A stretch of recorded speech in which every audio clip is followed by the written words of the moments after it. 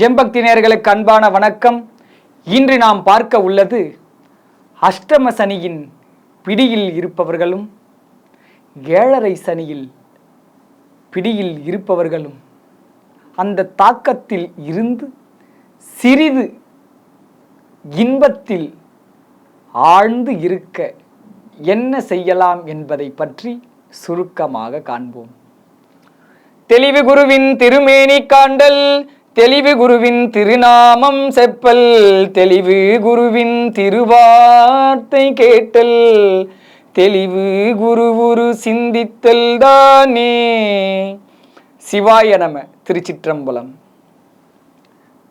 அஷ்டம சனி, ஏழரை சனி, இதிலிருந்து விடுபடணும். அவர் என்ன பெரிய எதிரியா சனி பகவான்? அவர் என்ன எல்லாரையும் துன்பப்படுத்தணும், கொலை மிரட்டல் விடுறதுக்காக வராரு? எதுவுமே கிடையாது. அவருடைய பார்வையானது யார் ஒருவர் மிகவும் பரிசுத்தமான ஆள், யாருக்கு எந்த தீங்கும் செய்யாதால், நான் ரொம்ப ரொம்ப தூய்மையான மனது உடையவன், தூய்மையானவன், சிறந்த பக்தி உடையவன் இருந்தா அவருடைய பார்வை பல்லாயிரம் மடங்காக உயர்த்தும். அது அவருடைய வேலை. இது இறைவன் திருவருளாலதான் இவங்களுக்கு எல்லாமே இந்த வேலையை சுவாமி கொடுத்திருக்காரு. அப்ப அவங்க செய்யக்கூடியது எப்ப தவறாகும்? இவருக்கும் மேல சிவம்னு ஒன்று இருக்குல்லவா? அப்ப அவர் செய்யக்கூடிய தப்புனா சுவாமி ஏன் அவர் வச்சிருக்காரு? தப்பு எல்லாரும் துன்பம் கொடுக்கிறாரு கிடையாது. அவருடைய பார்வையானது எவர் தவறு இழைத்தார்களோ, எவர் தவறான வழியில் சென்றார்களோ எல்லாத்துக்கும் சேர்த்து வைத்து அடியை கொடுப்பதுதான் அவருடைய வேலை. அதற்கேற்ற வினையை உனக்கு கொடுப்பார். நீ நல்லது செஞ்சா நல்லது தருவார், கெட்டது செஞ்சா 4 மடங்கு அடி தராரு. அவ்வளவுதான் விஷயம். அதனால நாம நிறைய கெட்டது பண்ணியிருந்தா ஐயோ சனியின் தொல்லத்தாங்களும் பயப்படலாம். எவன் ஒருவன் ஒழுக்கத்தோடு வாழறா, எனக்கு அவருடைய பார்வை, யாருடைய பார்வை நான் பயப்பட மாட்டேன். ஏன் பயப்படணும்? நாம சரியான பாதையில போகும் பொழுது பயப்படக்கூடிய அவசியங்கள் எதுவுமே கிடையாது. சரி, என்னுடைய கர்ம வேண நிறைய செஞ்சுட்டேன், சின்ன வயசுல அறியாத வயசு, நிறைய பண்ணிட்டேன், பிரச்சனை. இப்ப என்னதான் பண்றது? இதுல இருந்து விடுபட முடியல. செய்த கர்மவினை ஒரே முட்டா தாக்குறாரு கொடுத்து, தற்சமயம் பாதுகாத்துக்கலாம். தீதும் நன்றும் பிறர் தர வாரா. யாராலையும் உனக்கு ஒரு சிறு துன்பமும் இந்த உலகத்துல யாரும் தர முடியாது. எல்லாத்தையும் நாம தான் விளைவித்தது, நாம தான் அறுவடை பண்ணியும் ஆகணும். சரி, என்னால ஒரே முட்டா தாங்க முடியல, தற்சமயம் கொஞ்ச நாளுக்காவது தள்ளி வைக்கலாம்ல.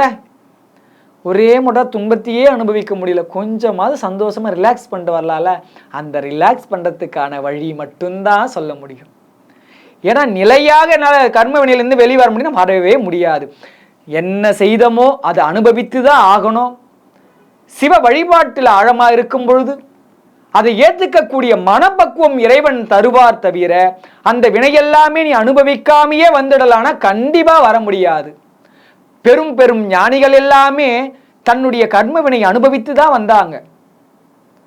அடுத்தவர்களுடைய கர்ம வினையெல்லாம் சேர்த்து அனுபவித்திருக்கிறாங்க. அதனால நமக்கு இவங்க 2 பேரும் இந்த ஜென்ம சனியோ என்ன சனியோ ஏதோ ஒரு சனி எது பிடித்திருந்தாலும் நம்மளை தற்சமயம் கொஞ்ச நேரம் அவரை ஸ்டாப் பண்ணி வைக்கக்கூடிய விஷயம்தான். சனிக்கிழமை திருவண்ணாமலை கிரிவலம் சுத்துறது. சனிக்கிழமை போயிட்டு யாரெல்லாம் திருவண்ணாமலை கிரிவலம் சுத்துறாங்களோ அவங்களுக்கு நவ கிரகங்களாகிய வேலை செய்யக்கூடியவங்க 9 கோள் நவ கிரகங்கள், இந்த 9 பேராலையும் நமக்கு எந்த பாதிப்புமே வராது. அவங்க நமக்கு நன்மை தான் செய்தாகணும். மாதத்திற்கு ஒரு முறையாவது போயிடணும்.